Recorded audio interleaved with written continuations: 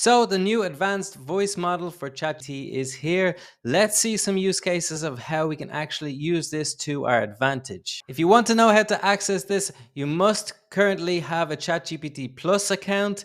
Then download the app to your phone and you will be able to use it then. At the moment of time of recording, it's only available to people in the United States, but it will be rolled out everywhere shortly. So let's get started with the use cases. The first use case I have for you is asking for a raise in your job. So to use the voice mode, I just need to press this black button here. Hello, I would like to practice a role play because I want to ask for a raise at my work. Will you help me sound confident? Absolutely. I'd love to help with that. Let's jump into it.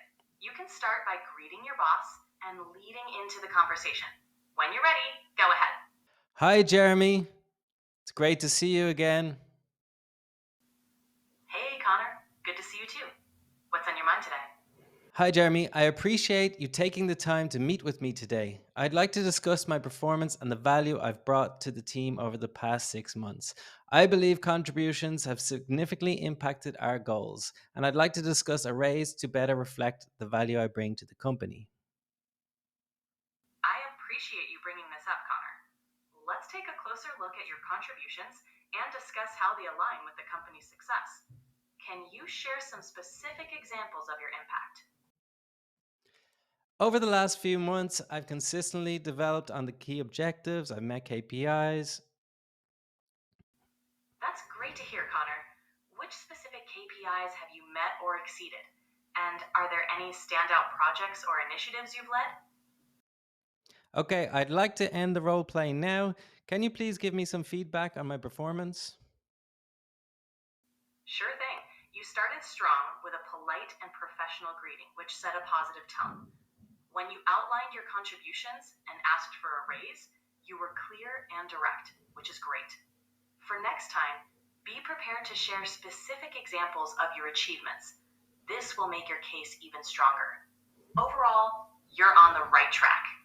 Okay, so that's the first use case you can use this for your workplace. Think about a job interview, any sort of meeting or presentation that you need to make. The next use case I have for you is practicing a foreign language. I love speaking different languages, so no matter what level you're at, this can be really good because you can speak in both languages at the same time. Hola, ¿cómo estás? Quiero practicar mi español hoy. Por supuesto. ¿En qué puedo ayudarte hoy? Quiero aprender sobre el subjuntivo, por favor.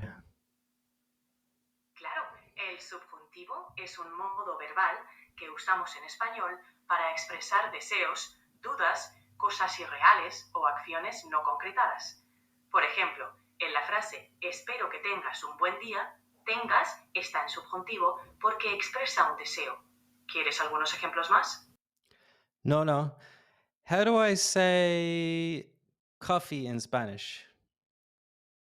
In Spanish, coffee is café. You can use it just like in English, like quiero un café, which means I want a coffee. So as you can see, you can mix the languages. Doesn't matter what level you're at. You can practice and change. If you don't feel comfortable making a sentence in Spanish or whatever language you're learning, you can use it in this way. Another way that you can use it is to test the tone of your voice, right? So imagine you need to be empathetic towards a customer or something like that. So you can practice speaking out your sales scripts and do any sort of training where you have to be more empathetic or any sort of voice tone change that you need at work. My boss says that I'm not very empathetic and I don't really understand what the customers want. Can you check my tone and help me with my script at work? Claro, Connor, puedo ayudarte con eso. Si me das un ejemplo de tu script, podemos revisarlo juntos y ajustar el tono para que sea más empático y centrado en el cliente. Okay, that's fine, but can you do this in English, please? Absolutely, Connor. Go ahead and share an example of your script, and we can work through it together to adjust the tone and make it more customer centric. Hi, John. I understand that running a small business can be overwhelming, especially when it comes to managing customer relationships. I've spoken to a lot of business owners in your shoes, and I know that it can be hard to keep up with customer inquiries. Your opening is solid, Connor.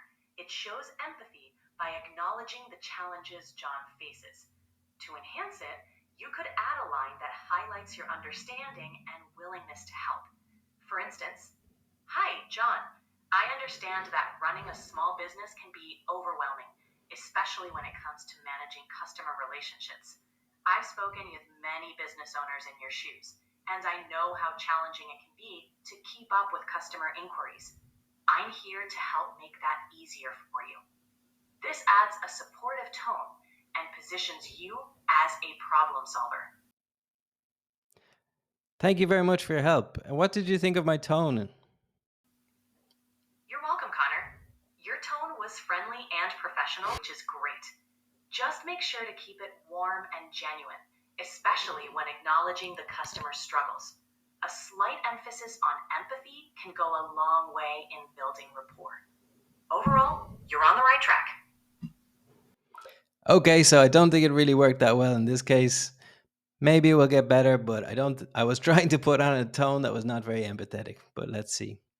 Other fun things you can do is to ask it to talk in different accents, tell jokes and laugh, and generally have a good conversation about any topic you want. I always use ChatGPT to brainstorm ideas and think about YouTube titles and anything really that I can think of that would help. If I needed somebody else to talk to, I can just talk to ChatGPT and say, okay, what do you think about this idea? Can you improve this idea? These are the types of questions that you can ask. And one thing that you can do, and I think Sam Altman, the head of the CEO of OpenAI, does, just leave this by your table, right? And just talk through your work all day. If you work in home office like I do, it's okay. Obviously, you might not be able to do this now in your public office, but this is something you can do and just talk through. It's like, okay, do you think this is a good idea? Something like that. Ask for constant feedback, right? This is something that I want to try and do and see if it works and helps me in my workflow. That's it for this video. Thanks very much for watching. See you soon.